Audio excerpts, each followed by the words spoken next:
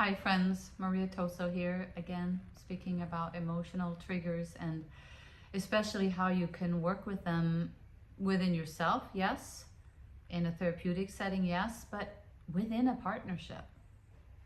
How can healing your triggers be something you do not just alone but also together? And I want to share with you a practice that my partner and I just came up with, and it's totally premature to share this because we've never done this before. But it's such an experiment that I want to share what we're setting out to do, and then I'll also share how it actually goes. So we've been in a very heart-connected, vulnerable state with each other after having a period of just totally butting heads, you could say butting egos. And it was almost like if we don't soften into the heart space and really hear each other from that vulnerable, speaking from the body state of consciousness, it was just going to get too difficult. But we both were willing and able to drop in there and recognizing at the same time. So even though it's been this beautiful period of just feeling very heart connected and able to speak what's there, we both know that we have our pain bodies, we have our default kind of programming and patterns that haven't just vanished. You know, that's the thing about these patterns that we carry and that tend to play out in our relationships, that we can sort of gradually get on top of them, but to have them completely eliminated and never show up again, of course, that's when you're in that good space with your partner. It seems like, how could I ever go to that space again? I can't imagine he would ever do that again, or that I would ever do the other thing again.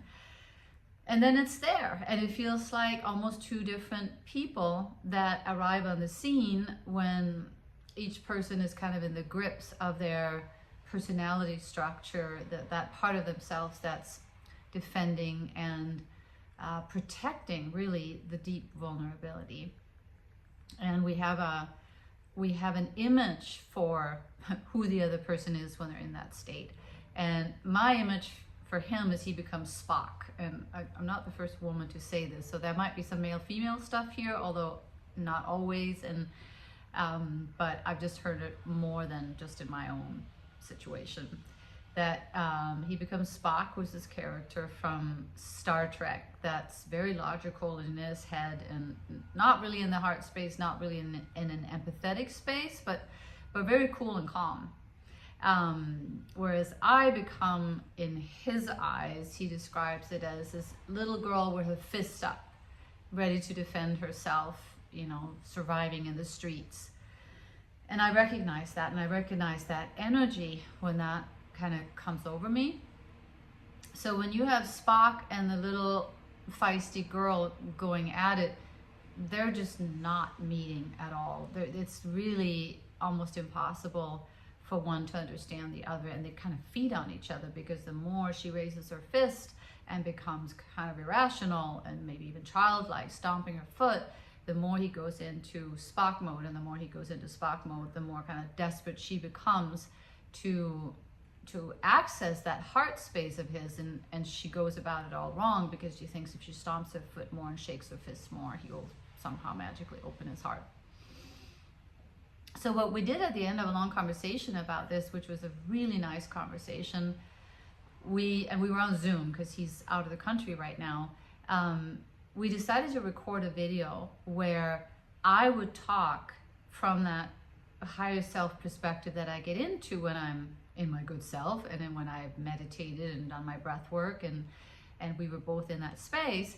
So that part of me would talk to Maria / little girl with a fist up, and then that part of me would also talk to my partner about what's really going on for me. Like I'd kind of advocate, my higher self, more embodied higher self, would advocate and try to help him understand what's really going on when little Maria with a fist is operating or kind of steering the ship. And then he would do the same. And it was such a beautiful process. First of all, to talk to myself, knowing what a tight state and what a contracted state I get into when I'm there, and to talk lovingly and empathically from that place in myself who understands how painful it is to be in that state, how much shame is associated with being in that state, and how badly what the little girl with the fist really wants is to find love again. And likely her lashing out has to do with not feeling loved and not feeling safe.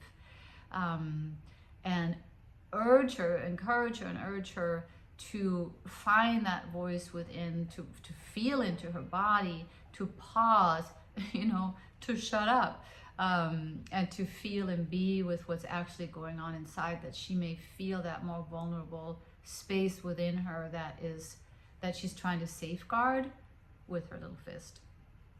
And then also speaking to my partner, was like, okay, I know you're dealing with little Maria with the fist right now. Please know that inside of her is such a longing to be close to you again. And the best thing you can do for her right now is not to defend or become Spock that, tries to explain to her why she's being irrational, but ask her if she wants to come sit with you or lay down with you even, and help her feel her body. Like, the way out of that state is to come into the body and the breath. And if there's any way you could help her get there, invite her into warm, loving arms rather than try to invite her into a cool, calm discussion that she is not capable of right now. And as I was describing this little kid, it was almost like an adult describing a little kid who's in a pathology of sorts, but you were trying to understand the strategies he's using and what's the need behind it. And then it was his turn, and he did the same. First he spoke to himself, and I had tears streaming down my eyes when I listened to the tenderness with which he named, I see what you're trying to do. I know that you're trying to protect yourself when you go into the Spock state, and I encourage you to try and stay in your heart. And I don't remember it all, but it was such a recognition, in a sense, of what I usually see when he goes into that state, but he was able to recognize it with so much more empathy than I can do when I'm a little girl with fist. And then he also spoke to me and was like, please remember, I love you even though I'm in that state, and your whole story is that he can't possibly love me if he's Spock. Please, can you please remember and not abandon the fact that we know we love each other, and not go so far down that road of now it's all lost because I can't access him and he has retreated into his Spock shell. And of course, this is going to be put to the test when and if we find ourselves in those Spock little girl with a fist roles again. And can we recognize that we're going there soon enough to say, hey, let's find the video, let's watch the video.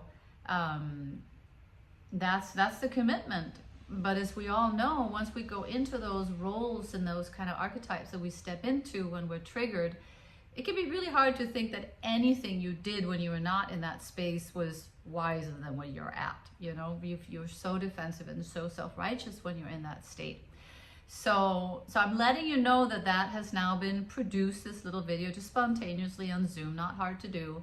And I want to even write a little bit more of a detailed recipe for how a couple might do that, because, this could very well be a tool, but we don't know if it's a tool yet. It could be for someone else, but for us, it will be a tool if we're able to watch that and have that help each of us drop back into our body, to our vulnerability, to our realness, our authentic selves, and then turn the ship around. You're sort of sliding into that groove of the pain body taking over, and can you pick yourself back out of that and come back into the heart space and not be totally hijacked. So that's the work. That's like the advanced level of the Heal What Hurts work, if you ask me. So go to my website, mariatoso.com, to learn more about the Heal What Hurts process and how that could help you not just heal yourself, but heal in partnership, which is what we all want. And those triggers tend to get in the way of what we want the most in the world. We all know that.